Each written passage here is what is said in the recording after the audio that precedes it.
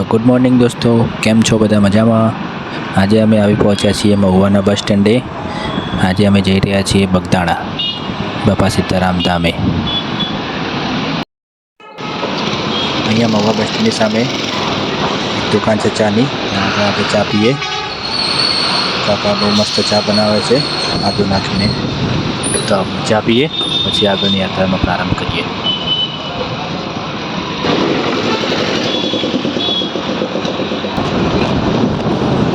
ચા પીને ત્યાંથી પછી અમને જીએસઆરટીસીની બસ મળી. એ બસમાં અમે બગદાણા જવા માટે નીકળ્યા. જે અમને બગદાણા સુધી પહોંચાડશે જીએસઆરટીસીની બસ. તો બહાર જોઈએ તો વાતાવરણ બહુ જ મસ્ત નહોતું, તો અમે બગદાણા જવા માટે નીકળ્યા બસમાં. આ એક નદી છે, એનું નામ શું છે તો ખબર નથી, પણ નદીમાં પાણી અને સુંદર નજારો છે. ત્યાંથી આગળ જતાં પવનચક્કી પણ જોવા મળી અમને મહુવામાં.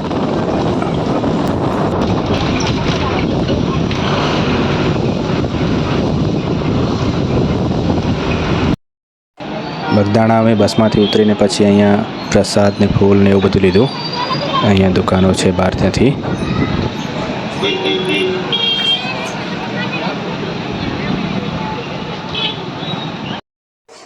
મંદિર ટ્રસ્ટ તરફથી અહીંયા બુટઘર બનાવેલું છે, જે વિના મૂલ્યે અહીંયા તમારા પગરખાં સાચવીને મૂકી શકાય છે. અહીંયા બુટઘરમાં અમે ચપ્પલને મૂક્યું, પછી અમે ત્યાંથી આગળ વધ્યા. આ છે બાપા સીતારામ મંદિરનો મેઇન ગેટ. અહીંથી અંદર આ ધજા ફરકે છે દાદાની, ઊંચી છે, જે પવન વધારે છે. મંદિરમાં અંદર ગયા તો બપોરની આરતી ચાલુ જ હતી. તો અહીંયા બધા લોકો આરતીમાં લાઈનમાં ઊભેલા છે. અહીંયાથી તમને ઝૂમ કરીને બતાવો. આરતી ચાલુ છે દાદાની. હવે અમે અહીંયા મેઇન મંદિરમાં જઈએ છીએ, ઉપર જે મોટું મંદિર બનાવેલું છે ત્યાં આગળ. અંદર તો કેમેરો અલાઉડ નથી, પણ હું બહારથી તમને બતાવું છું. તો જો મંદિર ખૂબ જ વિશાળ છે અને આરસનું છે. બહુ મસ્ત દેખાય છે. જય બાપા સીતારામ. અહીંયા બહારનો વ્યૂ છે મંદિરની બહારથી.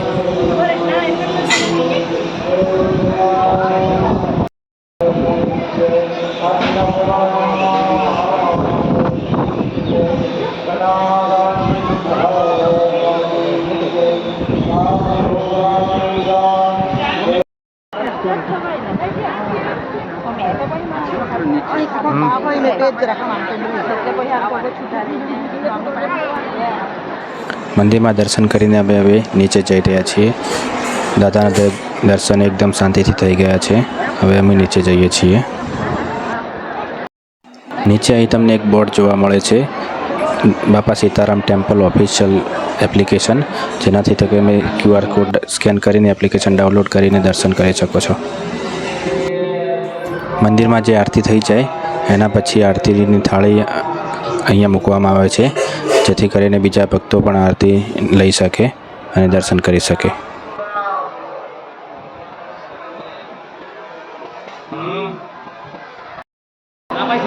આરતીના દર્શન કરીને પછી અમે લાઈનમાં ઊભા રહ્યા. અહીંયા ગાદી મંદિર છે બાપા સીતારામનું. જો ત્યાં દર્શન કરી લો બાપા સીતારામના.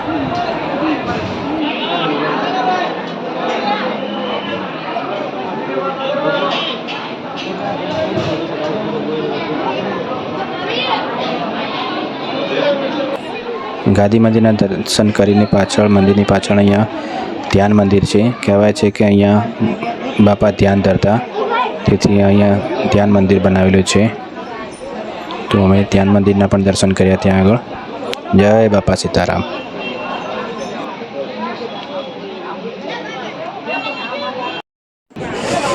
મંદિરની એક્ઝેક્ટ પાછળ અહીંયા જે ઝાડ છે પીપળનું, વડલાનું, ત્યાં આગળ લોકો કહે છે કે આ વડની વડવાઈમાં બાપા દેખાય છે, બાપા સીતારામ દેખાય છે.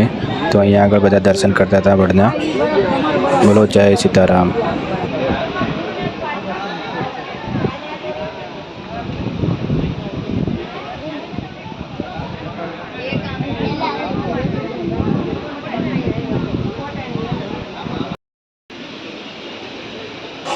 પછી ત્યાં આગળ પાછળ એક કૂવો છે જ્યાં પાણી માટે ઉપયોગમાં લેવાય છે.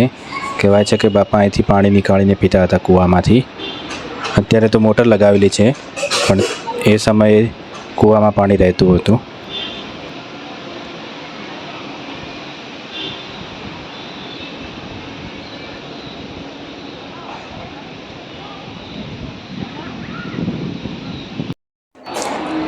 પછી અમે ત્યાંથી આગળ આવ્યા અને જોયું તો અહીંયા આગળ એક બનાવેલું છે. ત્યાં આગળ બધા જૂના વાસણો સાચવવામાં આવ્યા છે. કહેવાય છે કે બાપા આ વાસણોનો ઉપયોગ કરતા હતા. જૂના તાંબા પિત્તળના બધા વાસણો છે, અહીંયા એક કબાટમાં મૂકેલા છે. આ બાજુ જોઈએ તો તોબાના લોટા, પછી વાટકી, થાળી, ગ્લાસ એવું બધું છે જે દાદા વાપરતા હતા એમના જમાનામાં.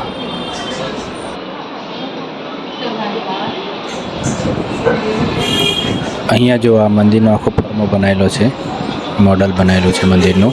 આ રીતનું મંદિર છે આખું. અહીંયા તમને બતાવું, આ ગાદી મંદિર છે, નજીકથી બતાવું. અને ત્યાં ગાદીના મંદિરની બાજુમાં એક ધૂણી ચાલે છે, જો તેમાં અગ્નિ ચાલુ જ છે ગાદી મંદિરની બાજુમાં. એ મંદિરની સામેની સાઈડ જોઈએ તો કાળભૈરવ દાદાનું મંદિર આવેલું છે. કાળભૈરવ દાદાનું મંદિર છે, એના દર્શન કરી લો.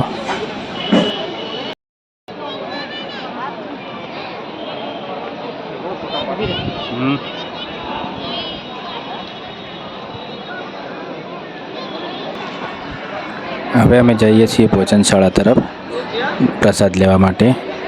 દાદાનો પ્રસાદ રામરોટી તરીકે પણ લોકો કહે છે કે રામરોટી. આ જો ભોજનશાળાનો ગેટ છે અંદરથી. પછી આ આખો શેડ બાંધેલો છે. અહીંયા બહુ બધી પબ્લિક વસ્તી આવે છે, યાત્રાળુ. પૂનમના દિવસે અને વાર તહેવારના દિવસે વધારે ભીડ હોય છે. આ આખું ભરાઈ જાય છે. અત્યારે પણ ખાસી એવી ભીડ છે. જુઓ તમે, જો અમે પ્રસાદ લેવા બેઠા છીએ. અહીંયા રામ રોટી ને પ્રસાદ ને બધું આપવામાં આવે છે. શાક, રોટલી, બુંદીના લાડુ, ગાંઠિયા, બધું હાઇજેનિક રીતે કામ થાય છે. અહીંયા સેવા આપી રહ્યા છે બધા.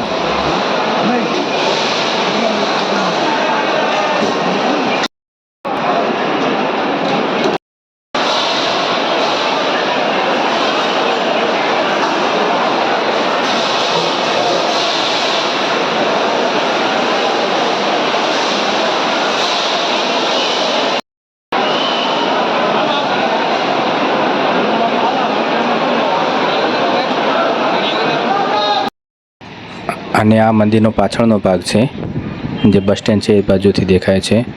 તો આ વિડીયોને અહીંયા સમાપ્ત કરું છું. તમને વિડીયો ગમ્યો હોય તો લાઈક કરો, શેર કરો અને સબસ્ક્રાઈબ કરો. તમને નવા વિડીયો જોવા મળશે. બોલો બગદાણા દાદાની જય. અને કોમેન્ટમાં લખો બાપા સીતારામ.